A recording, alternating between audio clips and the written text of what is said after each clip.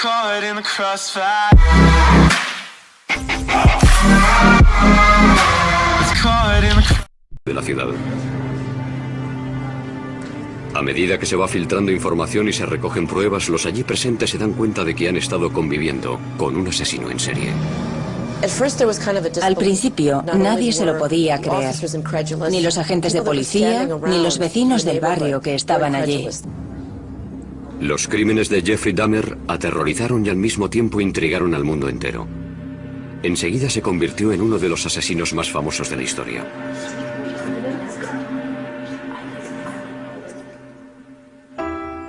El hijo primogénito de Joyce y Lionel Dahmer nació en Milwaukee, Wisconsin, el 21 de mayo de 1960, poco antes de que se cumpliera su primer aniversario de boda. Lo bautizaron como Jeffrey. El día que nació Jeff fue un día muy feliz. Durante un par de meses todo era nuevo, distinto. Disfrutaba mucho y estaba feliz pensando en el futuro. Mientras su padre terminaba los estudios de química, Jeff se convirtió en un niño inteligente y cariñoso. Era un niño muy vital. Le gustaba luchar, correr y hacer gracias delante de la cámara. Le gustaba jugar y estar rodeado de otros niños.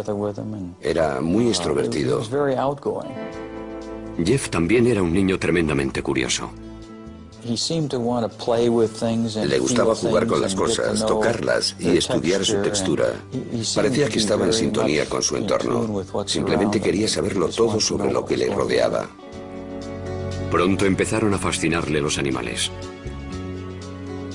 Una vez, cuando Jeff tenía 4 años, vio cómo su padre recogía los huesos de varios pequeños animales que habían muerto debajo de la casa. Los saqué y los eché en un cubo de metal para luego tirarlos todos juntos. Y al dar contra el fondo, hacían un ruido frío. Jeff cogió unos pocos y los echó también al cubo. Viéndolo así, parece que fue algo macabro, oscuro y siniestro.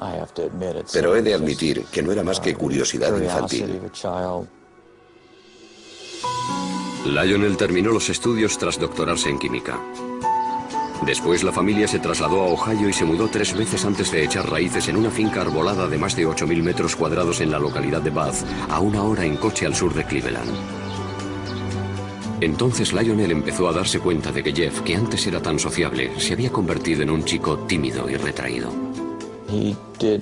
Parecía que no estaba a gusto con la gente. No se sentía cómodo. Para evitar que pensara en la mudanza, sus padres le regalaron un perro, Frisky, al que quería con locura. Con los conocidos, con el hijo de los vecinos y con su perro, estaba muy relajado. Pero en aquel entonces nos preocupaba que fuera tan tímido y que tuviera cierto complejo de inferioridad. El matrimonio pensó que su hijo necesitaba sentirse importante en la familia, así que le dejó elegir el nombre de su segundo hijo. Jeff le puso David. Lionel también le animaba a participar en actividades en las que se tuviera que relacionar con otros niños. Lo que intentábamos era aficionar a Jeff a distintas actividades, con la idea de que esa afición lo llevara a relacionarse con otras personas, a que interactuara de forma casi forzada. Los fines de semana, padre e hijo trabajaban en el huerto y criaban ovejas para competir con ellas en las ferias de una agrupación juvenil. Para conmemorar sus días de hortelanos, el joven Jeff le regaló a su padre una tarjeta que había hecho con un poema. En la parte de delante hay una foto mía comiéndome una mazorca de maíz y después Jeff puso una frase.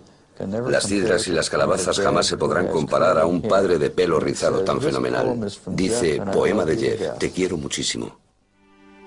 Cuando Jeff tenía 10 años ingresaron a su madre porque tenía ansiedad. A partir de entonces el matrimonio de sus padres empezó a desmoronarse. Durante la adolescencia continuó sintiendo la misma fascinación hacia los pequeños animales, pero entonces empezó a interesarle cómo eran por dentro. Conozco una historia de la infancia de Dahmer. Fue a pescar con algunos amiguitos de Bath, Ohio. Todos los niños pescaron algo y cuando Jeffrey vio su pez, lo dejó en el embarcadero y lo abrió en canal. Y se quedó fascinado cuando vio lo que había dentro. Por otro lado, coleccionaba animales que encontraba muertos en la carretera. Cogía una bolsa de basura y se recorría las carreteras de campo de Ohio en busca de cadáveres.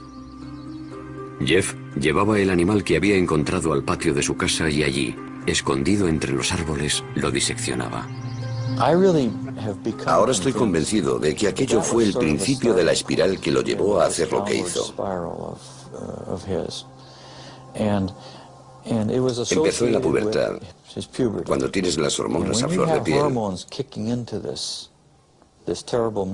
Se dedicaba a investigar cómo eran los animales por dentro, al mismo tiempo que se estaba desarrollando su sexualidad. Cuando era un adolescente, Jeff descubrió que solo le atraían sexualmente los hombres. Pero las fantasías en las que tenía relaciones con ellos se mezclaban con otras en las que los asesinaba y descuartizaba. Creo que tenía 14 o 15 años cuando empecé a pensar de forma obsesiva en la violencia mezclada con el sexo. Cada vez era peor. No sabía cómo contárselo a alguien, así que me lo guardé para mí. Una de sus fantasías consistía en tumbarse al lado de un hombre inconsciente. Un día, por primera vez, Jeff decidió convertir una de sus fantasías en realidad. Trazó un plan. Dejaría inconsciente a un vecino que salía a correr dándole con un bate y se tumbaría a su lado. Sin embargo, el día que salió a esperar a su víctima, el vecino no pasó por allí. Jamás volvió a intentarlo. Cuando Jeff estudiaba en el instituto, sus fantasías sexuales lo tenían traumatizado. Para olvidarlas, empezó a beber. Por la mañana, de camino a clase, paraba en casa de un amigo y se llenaba un vaso de algún licor.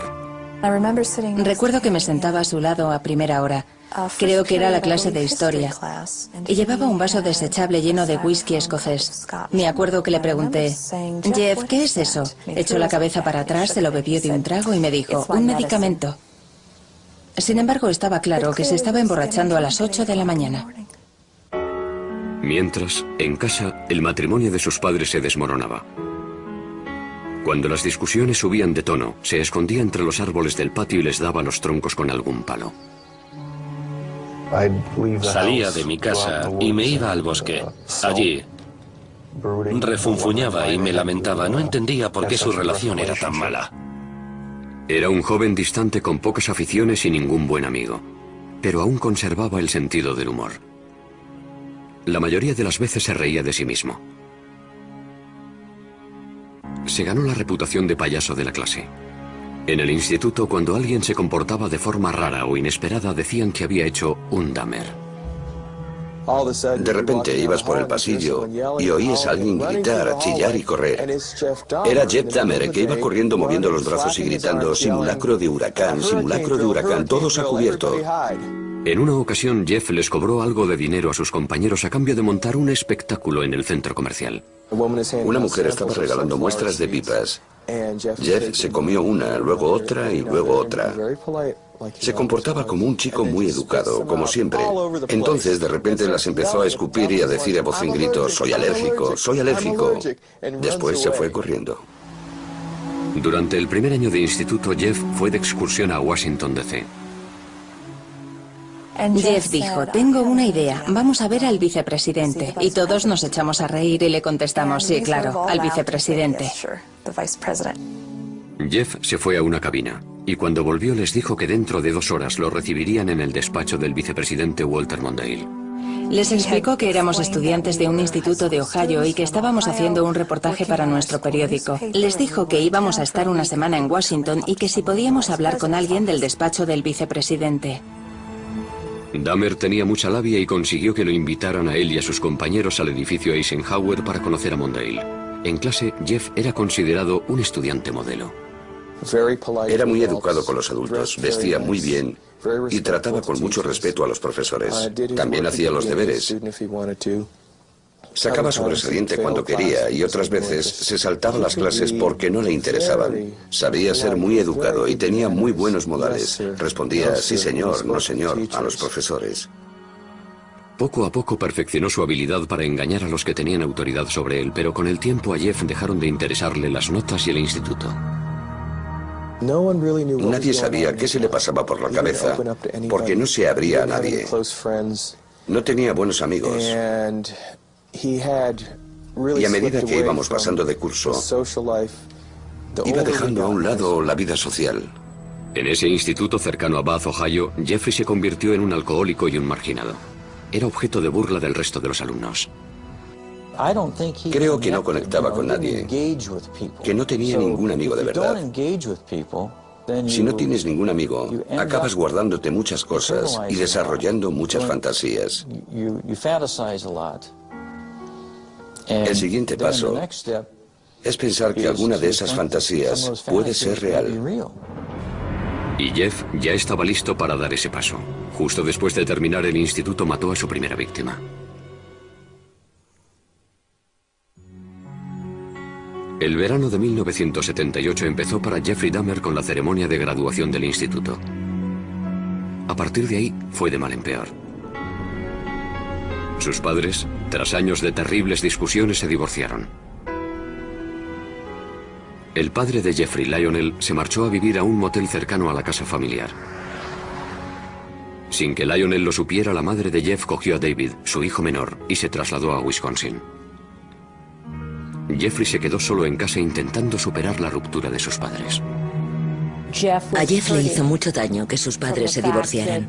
No quería que sus compañeros de clase se enteraran, porque le daba vergüenza. Jeffrey Dahmer tenía 18 años, y como la mayoría de los adolescentes tenía fantasías sexuales. El problema era que en sus fantasías Jeffrey mataba a su amante. Estaba solo en una casa aislada, así que ahora tenía la oportunidad de llevar a cabo esas fantasías. Varias semanas después de la graduación, Jeffrey recogió a un autoestopista que se encontró en la carretera, Stephen Hicks, de 19 años. Ojalá hubiera seguido mi camino, pero no lo hice. Me di la vuelta y lo recogí. Y entonces, la pesadilla se convirtió en realidad. Jeffrey invitó a Hicks a su casa. Bebieron cerveza y pasaron un par de horas juntos. Después, Hicks le dijo que tenía que irse, pero Jeffrey no quería estar solo. No quería que se marchara, así que cogió lo que encontró más a mano, una barra de pesas, le dio en la cabeza y lo mató. Dahmer estranguló a Hicks con la barra. A continuación, con la lucidez suficiente para darse cuenta de que había cometido un asesinato, se puso a ocultar las pruebas. Descuartizó el cuerpo de Hicks con un cuchillo. Había practicado muchas veces con los animales atropellados que recogía. Metió los trozos en bolsas de basura y en mitad de la noche las cargó en el coche para llevarlas al basurero. De camino lo detuvo la policía por pisar la línea continua. Los agentes le preguntaron a Jeff qué llevaba en las bolsas y a dónde iba tan tarde. Jeff estaba atrapado. Sin embargo, había preparado una mentira. Les dijo, es basura, voy a llevarla al basurero. Y el agente no abrió las bolsas. Les dijo que había mucha tensión en su casa y que se le había ocurrido que yendo al basurero se olvidaría un poco de todo. La policía le puso una multa y le dejó marchar. Jeff volvió a casa atormentado por la culpa. Guardó los huesos de Stephen Hicks bajo la casa durante 2 semanas. Después los machacó con un mazo.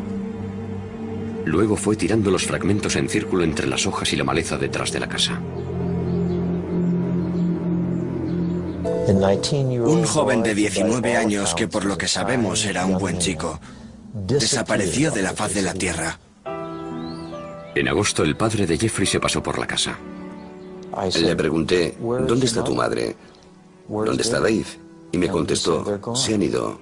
Yo le dije, ¿qué quieres decir con eso? Que se han marchado, se han ido. El padre de Jeff volvió a la casa y animó a su hijo a que se buscara un trabajo. Pero a él no le interesaba. Se pasaba el día bebiendo y hasta lo arrestaron por embriaguez. Lionel llevó a su hijo a las reuniones de Alcohólicos Anónimos y a un psicólogo. No le sirvió de nada.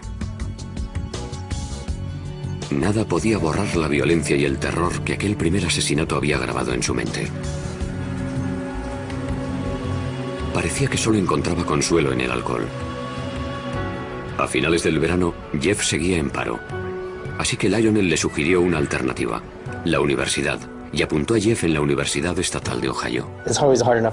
Para cualquier novato es duro adaptarse a la vida universitaria, pero si encima has matado a alguien, lo has descuartizado y has esparcido parte de sus restos por tu casa, debió de ser duro. Jeff se pasó el primer trimestre completamente borracho. Vendía su sangre a los centros de plasma para sacar dinero para cerveza. Como era de esperar, Dahmer suspendió todo y volvió a casa. Le dije, Jeff, se te están cerrando muchas puertas. Quizá puede que el ejército sea lo que necesites. Jeff aceptó la decisión como todas las demás que habían tomado por él y se alistó. Tras finalizar la instrucción básica, lo enviaron a un hospital militar de San Antonio, Texas, donde lo prepararon para ser personal médico de campaña. Allí, Dahmer aprendió mucho sobre anatomía humana. Por primera vez en su vida, le emocionaba lo que estaba haciendo. La disciplina y la instrucción le vinieron bien. Cuando llevaba 6 meses en el ejército, su cuerpo enclenque había pasado a ser enjuto y fuerte y pasó de ser tímido y retraído a ser un hombre extrovertido. Sin embargo, este cambio fue pasajero. El ejército lo destinó a Alemania, donde Jeff volvió a caer en la bebida. Sus superiores se dieron cuenta y lo licenciaron antes de tiempo. Jeff se marchó directamente a Miami Beach sin comunicárselo a su familia. Encontró trabajo en una sandwichería y se instaló en un motel. Cuando se gastaba tanto en bebida que no podía pagarse la habitación, Jeff empezó a dormir en la playa. Una noche, una rata enorme, se le subió encima y Jeff se llevó un susto tremendo. Aquel día nos llamó y nos dijo que necesitaba dinero. Le dije, no te mandaré dinero, pero sí un billete de avión para que vuelvas a casa. Fui a recogerlo al aeropuerto de Cleveland y llegó con una sonrisa en el rostro. Pero cuando me acerqué a él, me di cuenta de que no sonreía de felicidad, sino porque estaba ebrio. Lionel intentó ayudar a su hijo alcohólico. Intentamos que fuera un psicólogo. Lionel lo llevaba en coche hasta la consulta y veía cómo entraba por la puerta. Tiempo después, Jeff nos dijo que cuando Lionel se marchaba salía por la puerta de atrás y se daba una vuelta por el centro. Sin saber qué más hacer, Lionel mandó a Jeff a vivir a una localidad cercana a Milwaukee con su abuela. Jeffrey estaba más unido a su abuela que a nadie en el mundo. Pasó por un periodo de estabilidad cuando se fue a vivir a su casa.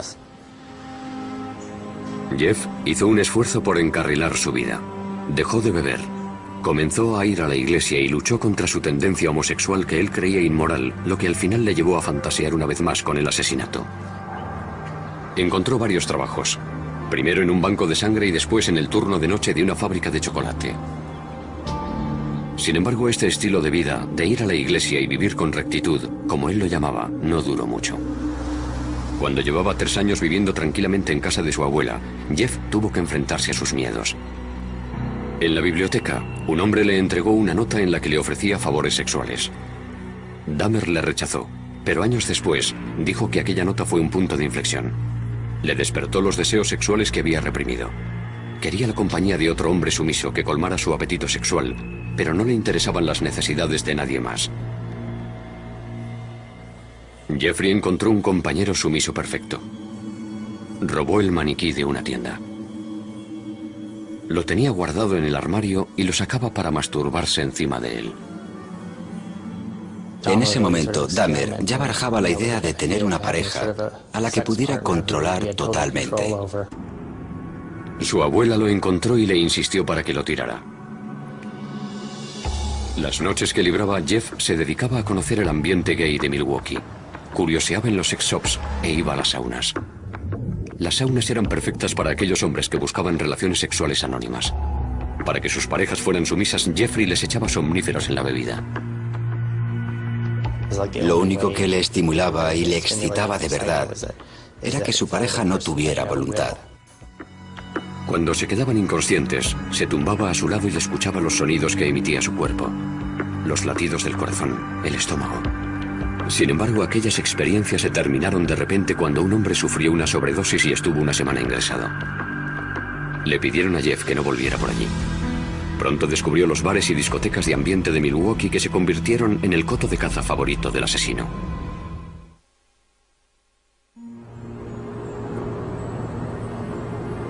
A los 20 y tantos años, Jeff estaba afincado en Milwaukee. Vivía en casa de su abuela y era asiduo de los locales de ambiente de la ciudad. nadie sospechaba que este joven solitario y guapo con cara de niño iba a convertirse en un asesino en serie. Dahmer encajaba en cualquier grupo. Nadie podía decir, debe de ser un loco, ni tiene que ser un asesino. Por eso tenía tanto éxito. No era un tipo repulsivo. Y menos aún en los clubs de ambiente de Milwaukee. Era considerado un tío bueno en la comunidad gay. La gente lo encontraba atractivo. Muchas personas nos dijeron que era la clase de chico al que quieres cuidar y mimar. Sin embargo, Dahmer tenía un gusto muy concreto para los hombres. Los elegía por su cuerpo. Le gustaban los hombres altos, musculosos y delgados. No le importaba que fueran negros, blancos, amarillos, indios o mulatos. Si le parecían atractivos, intentaba ligárselos. En noviembre de 1987, Dahmer conoció a Steve Tuomi, un joven de 25 años en un club del centro llamado 219. Después de tomar unas copas se fueron a pasar la noche al Hotel Ambassador, que estaba muy cerca. Dahmer usó un viejo truco para que Tuomi entrara en ese estado de sumisión que tanto anhelaba. Le eché unos cuantos somníferos en la bebida para dejarlo inconsciente. Solo quería pasar la noche con él. Cuando me desperté por la mañana, tenía los antebrazos llenos de cardenales y él tenía el pecho morado y le salía sangre de la boca. Estaba colgando por un lado de la cama. No recuerdo haberlo matado a golpes, pero debí de hacerlo. Dahmer no se asustó. Salió y se compró la maleta más grande que encontró. Volvió al hotel, metió el cuerpo de Tuomi en la maleta y llamó a un taxi. Bajó la enorme maleta y cuando el taxista la cogió dijo, debe de llevar usted un muerto aquí dentro. Y así era. Dahmer volvió a casa de su abuela y descuartizó a Tuomi en el sótano. A partir de entonces di rienda suelta a mi obsesión. Decidió que tras haber matado a una segunda persona, no volvería a intentar controlar sus deseos, que permitiría que controlaran sus actos por completo, que cedería ante ellos. Después de aquello dedicó su vida a complacer ese deseo sexual tan grande. Dahmer volvió a los clubs con la intención de asesinar y descuartizar a los hombres que conquistara. En la parada de autobús que hay junto al 219 conoció a James Dockstader, un joven de 14 años. Jeff le ofreció $50 por pasar la noche con él y el adolescente aceptó. No le hacía falta secuestrar a nadie ni retenerlo contra su voluntad. Jeffrey Dahmer, al igual que muchos asesinos en serie, era encantador. La pareja cogió el autobús y fue a casa de la abuela de Dahmer. Mientras ella dormía tuvieron relaciones sexuales orales. Después, Jeff drogó y estranguló a su acompañante. Afirmaba que de ninguna de las maneras pretendía hacer daño a nadie, por raro que parezca. Estrangulaba a todas sus víctimas porque le parecía la forma más humana de matarlos. Con Dockstader, Dahmer exploró sus más oscuras fantasías. Escondió el cadáver en el sótano durante una semana y tuvo relaciones sexuales con él. La mayoría de los asesinos en serie son desviados sexuales. El caso de Dahmer es distinto, porque era un auténtico necrófilo. Quería tener relaciones con personas inconscientes o muertas.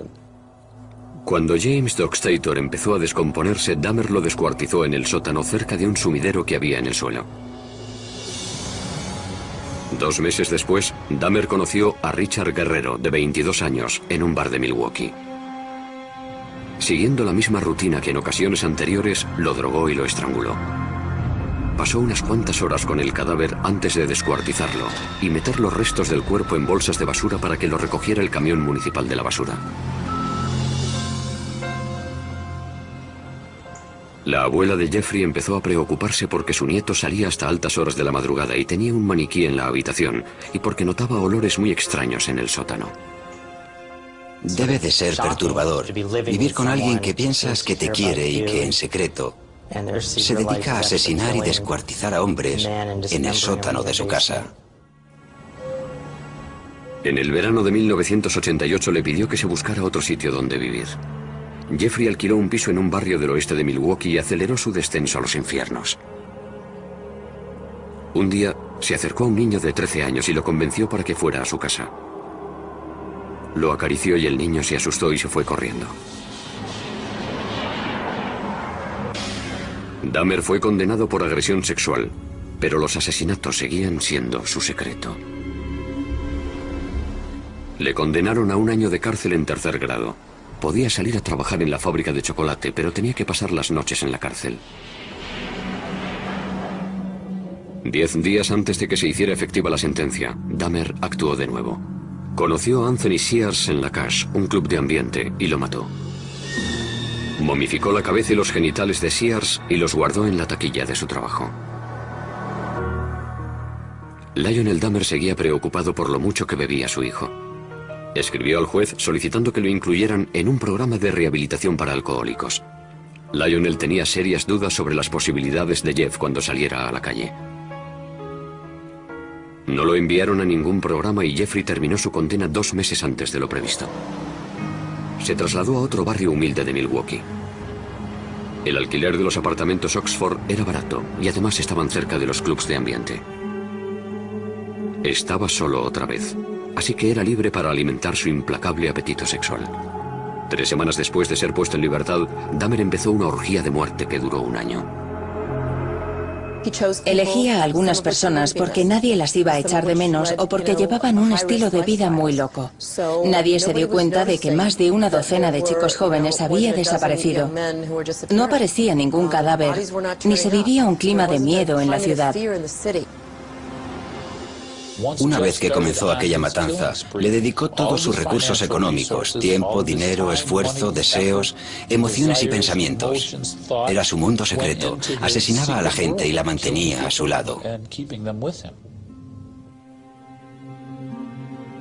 Durante aquella orgía de muerte, Jeff mató a 13 hombres, aunque uno de ellos estuvo a punto de escapar. Dahmer había drogado a Conerak Sintason Fon, un adolescente de 14 años, hermano del niño del que había abusado el año anterior. Mientras Conerak dormía, Dahmer salió a buscar más bebida, y cuando aún no había vuelto, el chico se despertó. Salió tambaleándose a la calle, desnudo. Una vecina, al verlo, llamó a la policía. Milwaukee Emergency Operator 71. Okay, hi, I'm on 25th and State, and this is young man. He is butt naked. He has been beaten up. He is very bruised up. He can't stand. He's study fall out. He is butt naked. He has no clothes on. He was really hurt. Cuando llegó la policía, Dahmer ya había vuelto de comprar cerveza, y al igual que había hecho con la policía de Bath tras su primer asesinato, urdió una astuta mentira. Nada más llegar, interviene y dice que el chico es su amante y que simplemente está borracho, que se lo lleva con él a casa.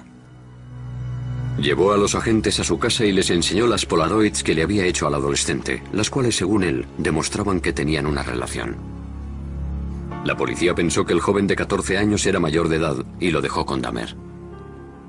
En el informe dijeron que había sido una pelea de amantes. En cuanto los agentes se marcharon, Dahmer asesinó al chico. Los cuerpos se iban amontonando en el piso de Dahmer. Se compró un bidón de 215 litros y lo llenó de un potente ácido para disolver en él las extremidades y los torsos.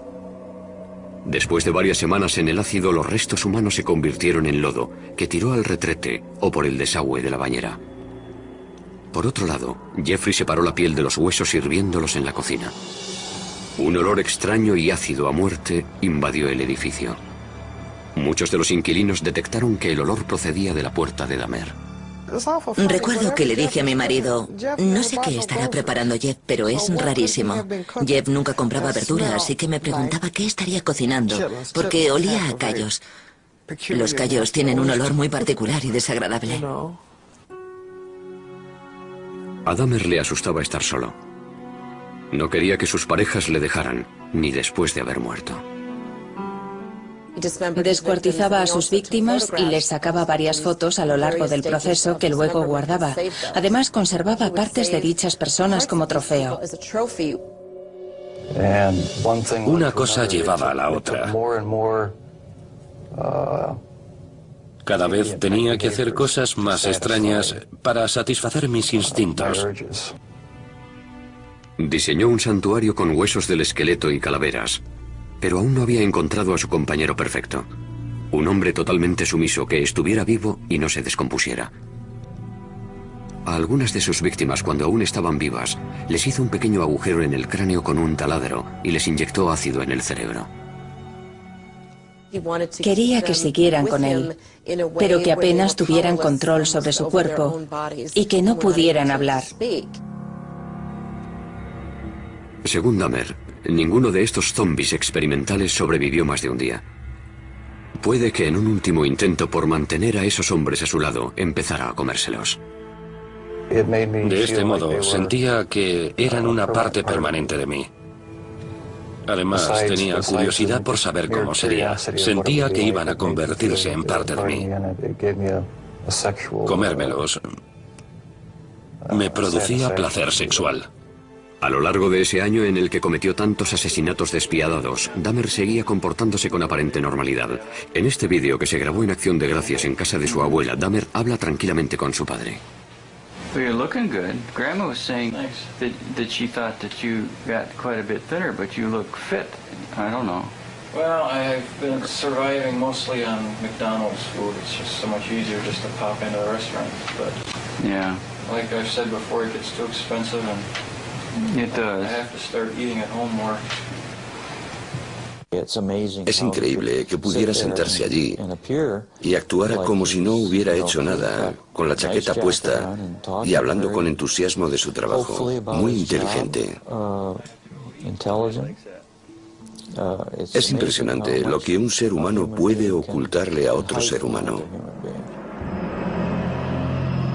A pesar de que a los que le rodeaban les parecía un hombre normal, pronto saldría a la luz la vida secreta de Jeffrey Dahmer.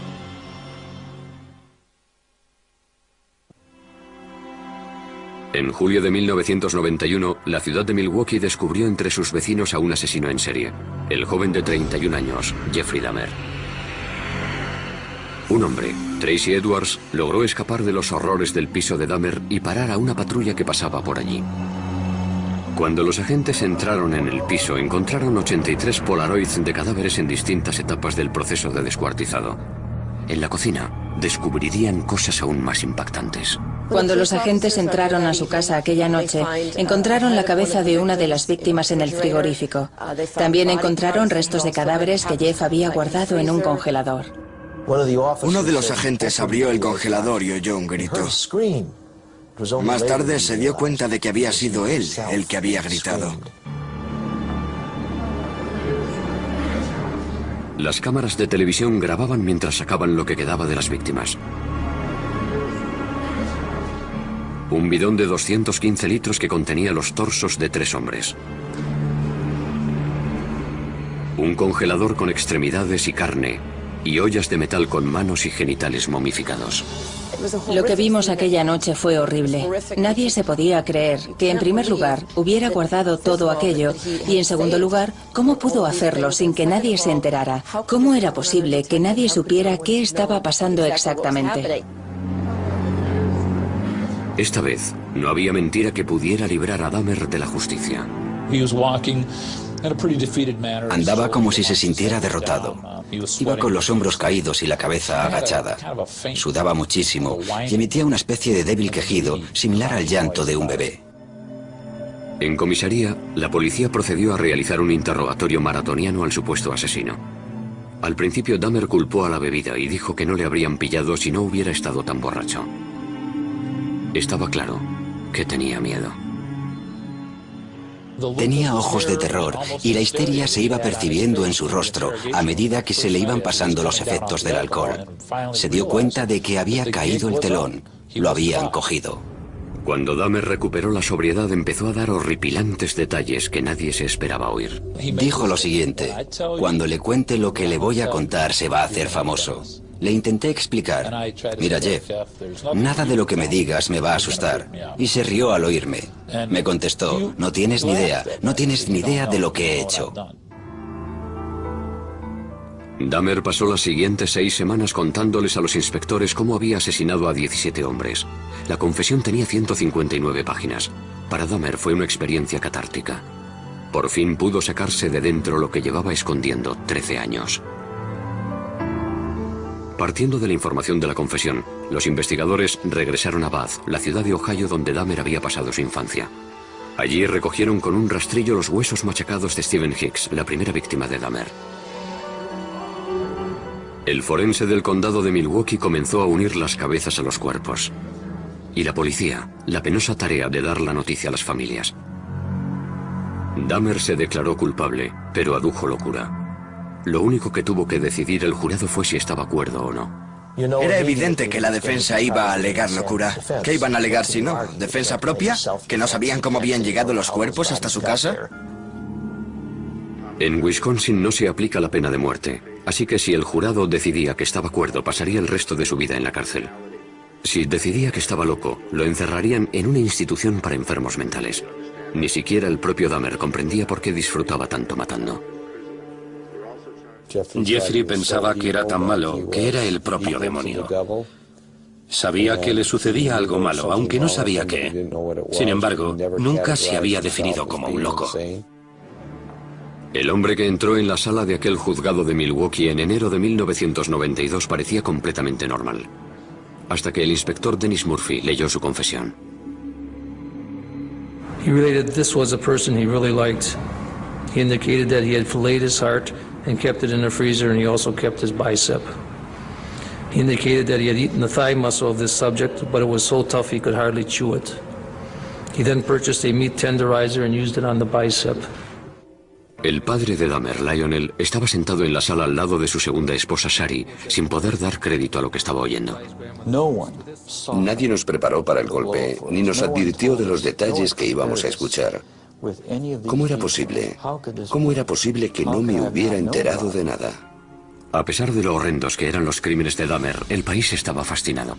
Fue increíble la fascinación que despertó. Recuerdo que un sábado me quedé impresionada porque allí al lado se celebraba también la feria del automóvil y había familias enteras que cogían la bolsa que les daban en la feria y hacían cola para pasar por los detectores de metal.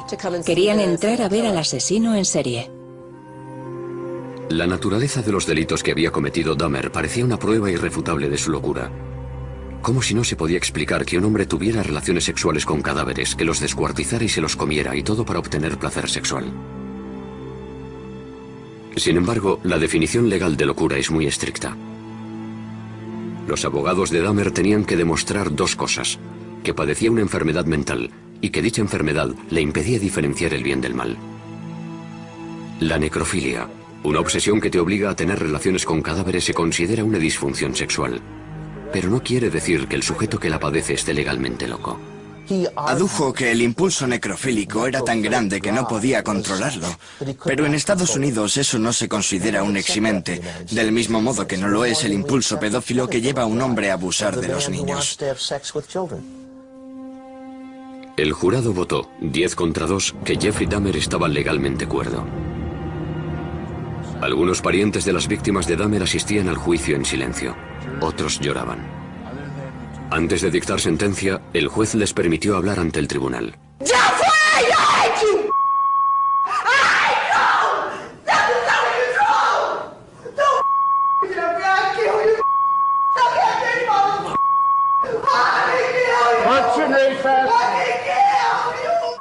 Una vez que se restableció el orden, Dahmer habló en público por primera vez.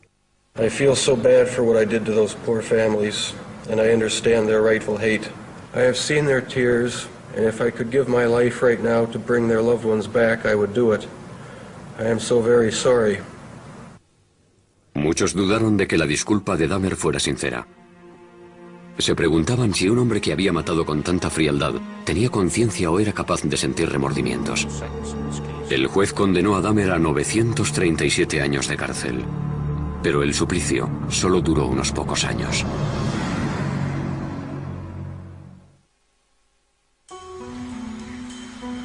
El penal Columbia, situado en Portage, Wisconsin, se convirtió en el nuevo hogar de Jeffrey Dahmer.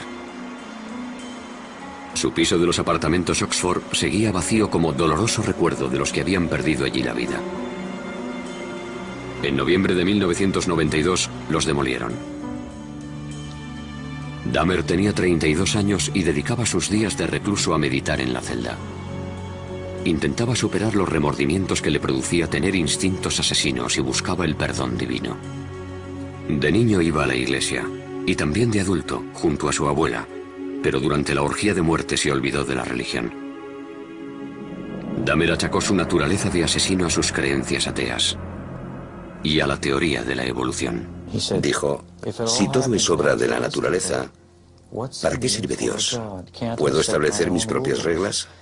¿Quién es mi Señor? Yo soy mi propio dueño. Sin embargo, Jeffrey vivía en una contradicción porque siempre creyó que la culpa de todo era del diablo, que se había apoderado de su alma. El asesino en serie se planteó entonces qué le pasaría cuando muriera y decidió que quería ser bautizado.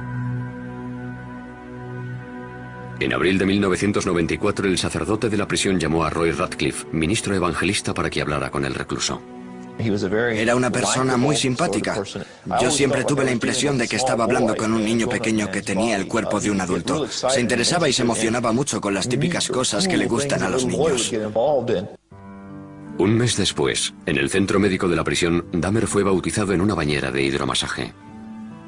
Por el camino pasó al lado de otros reclusos que iban con fregonas, escobas y otros artículos de limpieza. Levantaron la vista y al único que reconocieron fue a Jeff, así que le dijeron como si fueran grandes amigos: «Hola, JD, ¿cómo te va?». Y él contestó: «Me van a bautizar, estoy muy contento». Parecía que Dahmer se estaba transformando en la cárcel. Me preguntaba cosas, me decía, oye, ¿qué tal esto? ¿Qué tal lo otro? Se interesaba y se preocupaba por nosotros. Intentaba ser normal. Se estaba rehumanizando. Sin embargo, Dahmer seguía teniendo oscuras y obsesivas fantasías. En la cárcel admitió que ese instinto seguía dentro de él. Aún sentía el impulso de matar, aún deseaba matar, incluso dentro de la prisión. Seguramente tendré que convivir con él el resto de mi vida. Ojalá se me pasara. Ojalá hubiera una manera de librarme para siempre de estos pensamientos y estas sensaciones. Teresa Smith fue a visitar a Dahmer a la cárcel. Había matado a su hermano Eddie. Lo primero que hizo cuando llegó fue pedirme disculpas por haber matado a mi hermano. Le pregunté, ¿por qué a mi hermano? Me dijo que había visto cómo bailaba Eddie y le había gustado físicamente. Me dijo, me sentía atraído por él. Me contó que lo había estrangulado. Después intentó buscar un método nuevo para conservar el cráneo y el cuerpo. Pero el experimento no funcionó. Así que tuvo que destruirlo. Durante toda su vida adulta, Dahmer había sido un depredador, pero en la cárcel se convirtió en la presa. Ahora el famoso asesino en serie era el objetivo de los otros reclusos. En agosto de 1994 lo atacaron en la capilla de la cárcel con un rudimentario cuchillo. Esa vez sobrevivió.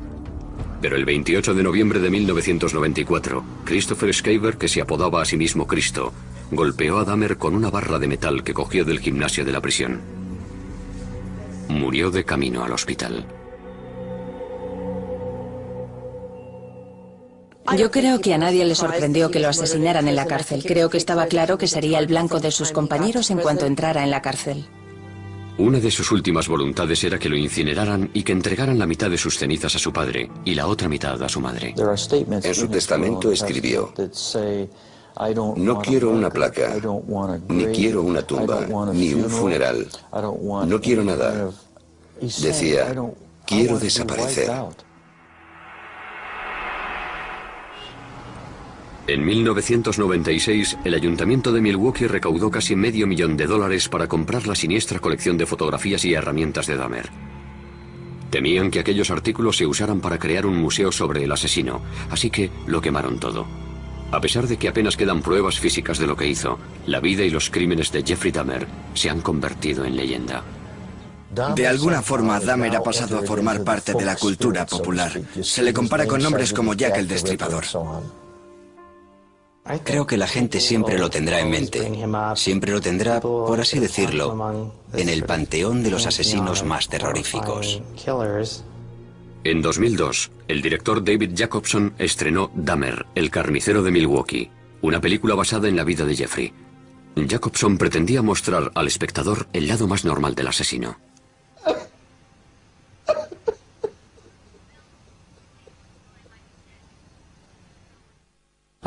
Quería mostrar su lado humano, lo que todos llevamos en nuestro interior. Quería acercarlo a todos nosotros, lo cual puede incomodarnos, pero creo que es muy interesante que el público vea la historia desde ese punto de vista. Los crímenes de Jeffrey Dahmer impactaron al mundo, pero los motivos que le llevaron a cometerlos es lo que continúa fascinándonos. Es un misterio entre los misterios. Un misterio que nunca se resolverá. Aunque siguiera vivo, no creo que fuera posible averiguar qué sentía. Solo tendríamos hipótesis. Eso es lo que le parece más inquietante a la opinión pública. Queremos saber quiénes son estas personas. Nos gustaría ser capaces de identificarlos, de reconocerlos cuando vayan por la calle, pero no sabemos quiénes son. Eso es lo que aprendimos de Jeffrey Dahmer, que nunca se sabe.